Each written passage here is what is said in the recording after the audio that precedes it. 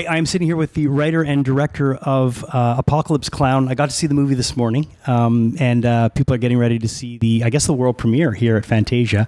But I was fortunate to get a link to see it a little early, and I'm glad about that because I wouldn't have wanted to just have talked to you cold without seeing this movie because I have so many questions now. I'm sure you do. First off, it looks fantastic. And I had a chance to talk to the producers outside earlier, and they were saying that was one of the things that was important to them was to what they put on screen would be able to hold up with anything that's out there right now. And right from the gate, some of the giveaways in the title, Apocalypse Clown, some of the apocalyptic images hold up with anything I've seen from an apocalyptic film. Right, thank you. Yeah, it was a big focus at the start because the structure of it is sort of a pastiche of your kind of classic Roland Emmerich disaster movies. Yeah. And your Day After Tomorrow Geostorm kind of thing. So that's the structure of it. So we're kind of aiming high visually. It's a low budget film, right? But we wanted it to feel as epic as we could afford. Basically, it's a cross country road trip. I wanted it to be very lush, a lot of colors, a lot of texture. So the production design team and the costume team and makeup did an incredible job just to make it feel a little bit rough and a bit dirty as well as punchy and colorful. And we just didn't want it to be like a sort of a flat mainstream looking comedy. I was thinking of things like Tropic Thunder. Yeah. Ben Stiller's directing work is beautiful and really funny, but he doesn't just do a basic comedy look. So that was an inspiration for it. And you talk about it holding up with disaster films and what inspired you. I mean, just from the trailer, like it's so good to hear "In a World." I know it's been a while, hasn't it? It's been a while. Like, why we shy away from "In a World"? I know it fell out of favor. I think the real "In a World" guy died, didn't he? So maybe that's part of the reason. There's a few pretenders to the throne now. Right. It's funny because there's so many things that have been done with clowns in movies, especially in horror. But clowns are really polarizing, I'm sure, as you know. Of course, yeah. You guys seem to run the gamut with the different clowns that are in this movie. You really show all the clown sides. I think we definitely ticked off what's there. Yeah, I mean, sorry.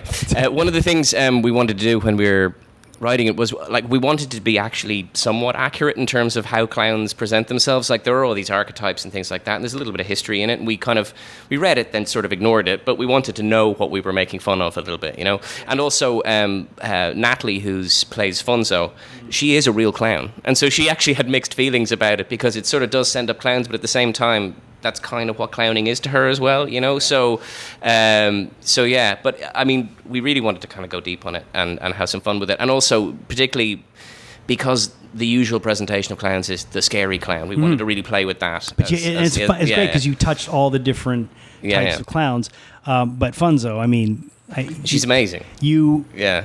All you want when you watch the movie when you're done is more of her.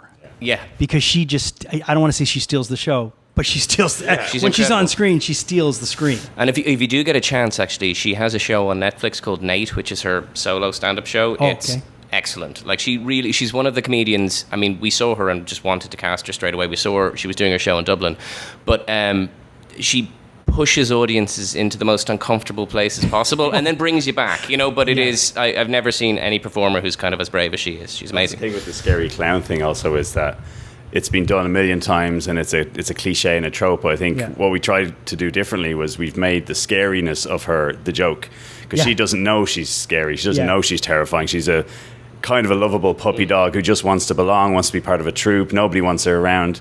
She's inadvertently terrifying, and that's the fun of it, is that she keeps doing and saying these horrible, terrible, freaky things and just doesn't realize. So I don't think that's something we've seen before.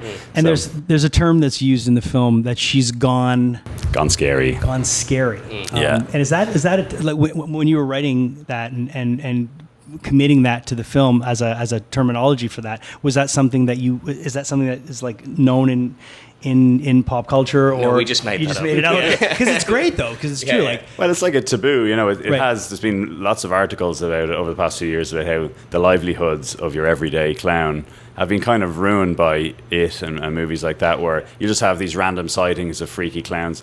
And it's just, I'm sure people are hesitating to hire a clown for their kids these days as a result.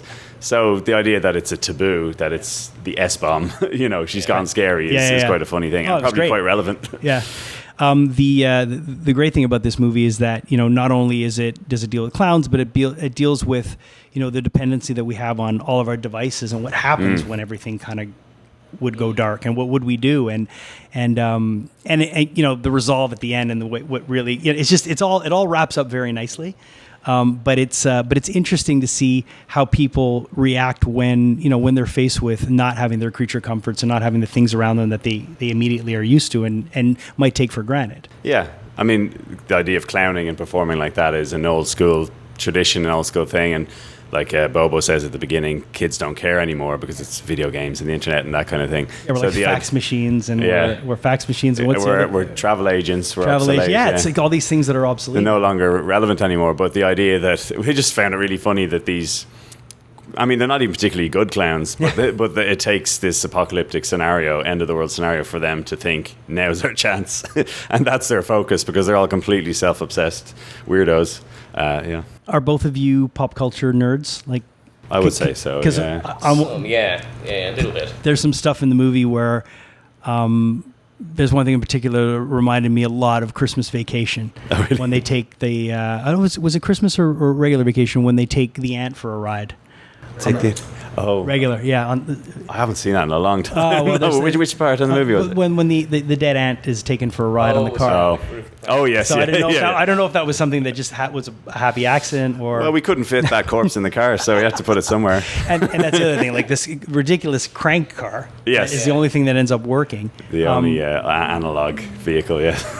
So you guys have this has been shown at other festivals. Just recently won an award. How did that feel when all this work that you put into this? And I mean, you know, filmmaking is kind of like being a musician. It's just the most ungratifying work sometimes, and it's just such an uphill battle for you to work all these years on something to put it out for someone to go, that f***ing sucked. Yeah. But then the other side of the coin where, you know, you bring it to a festival and they're like, this was a standout film that won an award. Like, that must have felt really well, it's good. a comedy. So, you know, you have that with any kind of comedy. You're beavering away on it for years and laughing between yourselves, but you haven't put those jokes out into the world yet, and you haven't heard the reaction or figured out if they've been well timed or not, or if people are going to get the reference or whatever. So that's the scary bit at first, is when it first starts and you're like, oh, there should be a big laugh here, hopefully, and then you get it and you're like, oh, thank God, you know, and then you relax, and then people kind of got into it. But I mean, you've been with it longer than I have. The guys wrote these as characters on stage probably 12 years ago. Oh, wow. It was 10 years ago. It started, well, actually, even longer. Like, we used to have the other writers, we used to have a comedy group called Dead Cat Bounce, and we started, the first ever show we did, had a sketch in it with these three clown characters in it. Right. It just started with the idea of three people walking into a room wearing clown costumes, and someone says, well, that was embarrassing. And that's the entire, like, genesis of the whole movie. Right.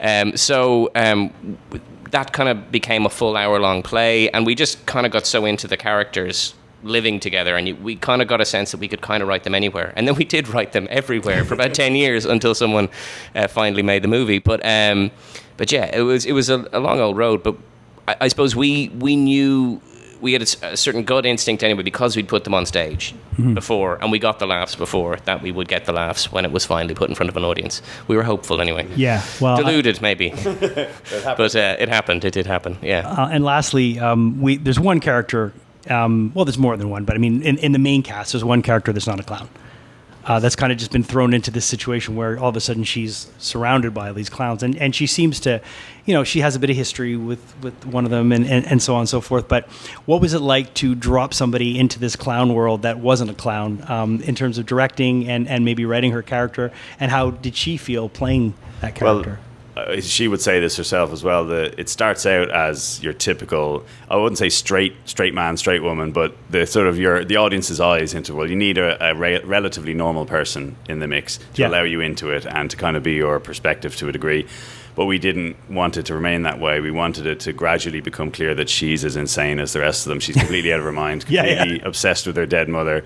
And I don't want to give it away, but I think that really pays off at the end. And Amy, who plays her brilliantly, that was her favourite thing about it, because it could have been a stock, one-note, eye-rolling, normal character. Yeah. But we definitely subverted that, and And yeah, I think it's healthy to have one non-clown in the male. Yeah, it definitely brought, it kind of brings the audience in, and you're all along the journey, and you're kind of seeing things through her eyes. But it was another way to bring a modern aspect to it as well, because a lot of this came together in the first lockdown in 2020. So there are elements in it that are definitely stemming from that first lockdown. It feels lockdowny. I mean, it feels like you're kind of alone. Absolutely. And then all the crazy clickbait and the reporting that was going on at the time, and certain personalities who were all over Twitter, conspiracy theories, all that kind of fed into her character, and then that's kind of pays off at the end. Yeah, definitely. Yeah. Well, I really appreciate you guys taking the time. I'm excited for audiences to see it. Fantasia Film Festival is the best.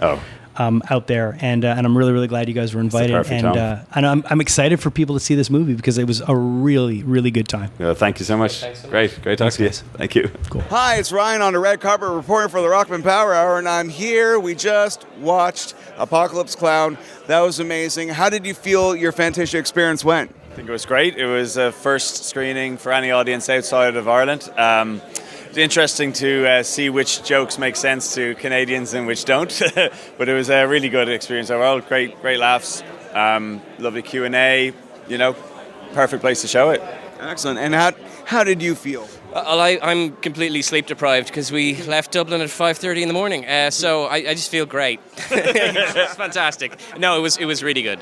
We really enjoyed it, and well worth the lack of sleep. It's always fun. It's such a strange, unpredictable film that every audience is completely different. So it's always really interesting to see who laughs at what and when. And every single screening, you can already tell is going to be very, very different. But we really enjoyed it. It's great. May I just say, in advance, I suggest Funzo T-shirts and action figures and major merchandise, because that is a star. If there are not Funzo Halloween costumes within the space of 3 months, or Halloween, Comic-Con Funzos, I'll be very disappointed. I think it deserves it. If you want to know what the Funzo is, we suggest you come and check out their screen this Sunday at the Fantasia Film Festival, the best genre festival in the whole world. We are going to beat the shit out of those. Yeah, good.